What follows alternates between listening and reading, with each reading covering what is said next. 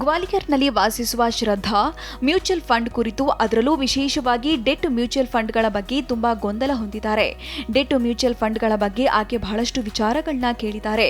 ನೀವು debt mutual ಫಂಡ್ಗಳಲ್ಲಿ ಹೂಡಿಕೆ ಮಾಡಬೇಕು, ಏಕೆಂದರೆ ಅವು ಸುರಕ್ಷಿತ ಮ್ಯೂಚುವಲ್ ಫಂಡ್ಗಳು. ಸಾಮಾನ್ಯವಾಗಿ ಡೆಟ್ ಫಂಡ್ಗಳಲ್ಲಿ ಅಪಾಯ ಹೆಚ್ಚಿರಲ್ಲ. ಡೆಟ್ ಫಂಡ್ಗಳಲ್ಲಿ ನಿಮಗೆ ಎಂದಿಗೂ ಋಣಾತ್ಮಕ ರಿಟರ್ನ್ಸ್ ಇರಲ್ಲ. ಈ ರೀತಿಯ ಮಾತುಗಳನ್ನ ಅವರು ಕೇಳಿದ್ದಾರೆ. ಈ ಕುರಿತ ಅವರ ಆಲೋಚನೆಗಳು ಹೀಗೆ ಇರಲಿದ್ವು. ಆದರೆ ಫ್ರಾಂಕ್ಲಿನ್ ಟೆಂಪ್ಲೇಟನ್ ಮ್ಯೂಚುವಲ್ ಫಂಡ್ ವೈಫಲ್ಯ ಅವರ ಯೋಚನೆ ಬದಲಾಯಿಸಿತು. ಈ ಕುರಿತು ಕೆಲ ಸ್ಪಷ್ಟನೆ ಪಡೆಯಲು ಅವರು ತಮ್ಮ ಹಣಕಾಸು ಸಲಹೆಗಾರರಾದ ಮೋಹಿತ್ ಅವರನ್ನ ಸಂಪರ್ಕಿಸಿದ್ರು. ಸುರಕ್ಷತೆ ಮತ್ತು ಗುಣಮಟ್ಟದ ಹೂಡಿಕೆ ದೃಷ್ಟಿಯಿಂದ ಡೆಟ್ ಫಂಡ್ಗಳನ್ನ ಉತ್ತಮ ಎಂದು ಪರಿಗಣಿಸಲಾಗಿರುವುದು ನಿಜ ಎಂದು ಮೋಹಿತ್ ತಿಳಿಸಿದ್ದಾರೆ. ಅಲ್ಲದೆ ಈಕ್ವಿಟಿ ಫಂಡ್ಗಳಿಗಿಂತ ಡೆಟ್ ಫಂಡ್ಗಳು ಹೆಚ್ಚು ಸುರಕ್ಷಿತ ಎಂಬುದು ನಿಜ, ಆದರೆ ಅವುಗಳು ಸಂಪೂರ್ಣ ಅಪಾಯರಹಿತವಲ್ಲ.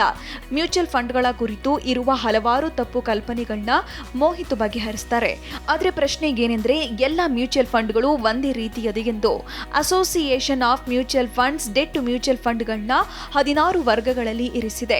ಅವುಗಳಲ್ಲಿ over night fund, liquid fund, corporate bond fund, credit risk fund, long duration fund ಮತ್ತು ಬ್ಯಾಂಕಿಂಗ್ ಹಾಗೂ ಪಬ್ಲಿಕ್ ಸೆಕ್ಟರ್ಗಳು ಪ್ರಮುಖವಾದವು.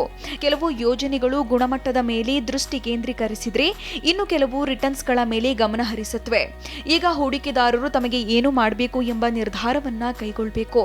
ಇದರ ಜೊತೆಗೆ ಹೂಡಿಕೆದಾರರು ತಮ್ಮ ಅಪಾಯ ಸಹಿಷ್ಣುತಾ ಮಟ್ಟವನ್ನ ಅಂದಾಜಿಸಬೇಕು. ನಾವೀಗ ನಿಮಗೆ ತಿಳಿಸುತ್ತೇವೆ, ಡೆಟ್ ಫಂಡ್ಗಳಲ್ಲಿ ಯಾವುದೇ ಅಪಾಯವಿಲ್ಲ ಎಂದು. ವಾಸ್ತವಿಕವಾಗಿ ವಿವಿಧ ಡೆಟ್ ಫಂಡ್ಗಳು ವಿವಿಧ ರೀತಿಯ ಕ್ರೆಡಿಟ್ ಬಡ್ಡಿ ದರಗಳು, ಲಿಕ್ವಿಡಿಟಿ ಮತ್ತು ಕಾನ್ಸಂಟ್ರೇಷನ್ ಅಪಾಯಗಳನ್ನ ಹೊಂದಿದೆ. ಉದಾಹರಣೆಗೆ ಕ್ರೆಡಿಟ್ ರಿಸ್ಕ್ ಫಂಡ್ ಗರಿಷ್ಠ ಅಪಾಯವನ್ನ ಹೊಂದಿದ್ರೆ, ಗಿಲ್ಟ್ ಫಂಡ್ನಲ್ಲಿ ಕಡಿಮೆ ಅಪಾಯವಿದೆ. ಹಾಗಾಗಿ ಫಂಡ್ ಅನ್ನ ಆರಿಸಿಕೊಳ್ಳುವ ಮೊದಲು ಹೂಡಿಕೆದಾರ ಈ ಎಲ್ಲ ಅಂಶಗಳನ್ನ ಗಣನೆಗೆ ತೆಗೆದುಕೊಳ್ಳಬೇಕು. ನಾವೀಗ ನಿಮಗೆ ತಿಳಿಸುತ್ತೇವೆ, ನೀವು ಡೆಟ್ ಫಂಡ್ಗಳನ್ನ ಬ್ರಾಂಡ್ಗಳ ಆಧಾರದ ಮೇಲೆ ಆಯ್ಕೆ ಮಾಡಿಕೊಳ್ಳಬೇಕೆ ಎಂದು. ಮ್ಯೂಚುವಲ್ ಫಂಡ್ ಯೋಜನೆಗಳಲ್ಲಿ ಪ್ರಮುಖ ಹೆಸರುಗಳ ಆಧಾರದ ಮೇಲೆ ಹೂಡಿಕೆ ಮಾಡುವುದು ಸಂಕಷ್ಟ ತರಬಹುದು. ಆದ್ದರಿಂದ ಹೂಡಿಕೆದಾರರು ಕಣ್ಮುಚ್ಚಿ ಕೆಲವೊಂದು ಹೆಸರಾಂತ ಫಂಡ್ಗಳನ್ನ ಅನುಸರಿಸಬಾರದು. ಹೂಡಿಕೆದಾರರು ಫಂಡ್ಗಳ ಹಿಂದಿನ ಸಾಧನೆ, ನಿರ್ವಹಣಾ ದೃಷ್ಟಿ, ಅಪಾಯಗಳು ಮತ್ತಿತರ ಅಂಶಗಳನ್ನ ಗಣನೆಗೆ ತೆಗೆದುಕೊಳ್ಳಬೇಕು. ನಾವೀಗ ನೋಡೋಣ, ಎಲ್ಲ ಡೆಟ್ ಫಂಡ್ಗಳು ದೀರ್ಘಕಾಲಕ್ಕೆ ಉತ್ತಮವೇ ಎಂದು. ವಿವಿಧ ರೀತಿಯ ಹೂಡಿಕೆದಾರರು ಎಲ್ಲ ರೀತಿಯ ಡೆಟ್ ಫಂಡ್ಗಳು ದೀರ್ಘಕಾಲೀನ ಹೂಡಿಕೆಗೆ ಉತ್ತಮ ಎಂದು ಭಾವಿಸುತ್ತಾರೆ. ಆದರೆ ಎಲ್ಲಾ ಸಂದರ್ಭದಲ್ಲೂ ಇದು ಸತ್ಯವಲ್ಲ. ಉದಾಹರಣೆಗೆ, ಲಿಕ್ವಿಡ್ ಮ್ಯೂಚುವಲ್ ಫಂಡ್ ಮತ್ತು ಶಾರ್ಟ್ ಟರ್ಮ್ ಡೆಟ್ ಫಂಡ್ಗಳಲ್ಲಿ ಹೂಡಿಕೆಯನ್ನ ಅಲ್ಪಕಾಲೀನ ಅವಧಿಗೆ ಅಂದರೆ 6 ತಿಂಗಳಿಂದ 2 ವರ್ಷದವರೆಗೆ ಮಾತ್ರ ಮಾಡಲಾಗುತ್ತೆ. ಡೆಟ್ ಫಂಡ್ಗಳಲ್ಲಿ ನಮಗೆ ಯಾವತ್ತಿಗೂ ಋಣಾತ್ಮಕ ರಿಟರ್ನ್ಸ್ ಬರುವುದಿಲ್ವೇ? ಇದು ತಪ್ಪು ಕಲ್ಪನೆ. ಸಾಲದ ಹೊರೆ ಹಾಗೂ ಕಳಪೆ ರೇಟಿಂಗ್ ಇದ್ರೆ ಆಗ ಫಂಡ್ನ ನೆಟ್ ಅಸೆಟ್ ವ್ಯಾಲ್ಯೂ ಕುಸಿದಿರುತ್ತೆ. ಇದು ಫಂಡ್ನ ಸೆಕ್ಯೂರಿಟಿಯಲ್ಲಿ ಎಷ್ಟರ ಮಟ್ಟಿಗೆ ತೆಗೆದುಕೊಂಡಿರಬಹುದು ಎಂಬುದನ್ನು ಅವಲಂಬಿಸಿರುತ್ತೆ. ಈಗ ತಜ್ಞರ ಅಭಿಪ್ರಾಯದತ್ತ ಗಮನ ಹರಿಸೋಣ. ಪ್ರೊಫಿಷಿಯೆಂಟ್ ಈಕ್ವಿಟಿ ಪ್ರೈವೇಟ್ ಲಿಮಿಟೆಡ್ನ ಸಂಸ್ಥಾಪಕ ಹಾಗೂ ನಿರ್ದೇಶಕ ಮನೋಜ್ ದಾಲ್ಮಿಯಾ ಹೇಳ್ತಾರೆ, ಸಮಯ ವ್ಯಾಪ್ತಿಯ ಆಧಾರದಲ್ಲಿ ವಿವಿಧ ರೀತಿಯ ಡೆಟ್ ಫಂಡ್ಗಳಿವೆ. ಆದ್ದರಿಂದ ಯಾರಾದರೂ ಇವುಗಳಲ್ಲಿ ಹೂಡಿಕೆ ಮಾಡ್ತಿದ್ರೆ ಆಗ ಅವರು ಸಮಯದ ವ್ಯಾಪ್ತಿ ಹಾಗೂ ಅಪಾಯದ ಅರಿವಿಟ್ಟುಕೊಂಡು ಮುಂದುವರಿಬೇಕು ಎಂದು.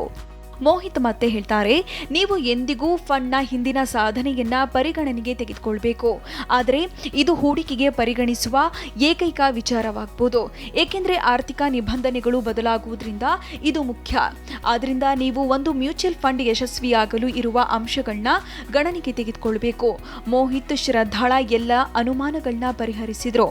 ಆಕೆಗೆ ಈಗ ಹೂಡಿಕೆ ಕುರಿತು ನಿರ್ಧಾರ ತೆಗೆದುಕೊಳ್ಳಲು ಉತ್ತಮ ಮಾಹಿತಿ ತಮ್ಮಲ್ಲಿದೆ ಎಂದು ವಿಶ್ವಾಸ ಬೆಳೆಯಿತು.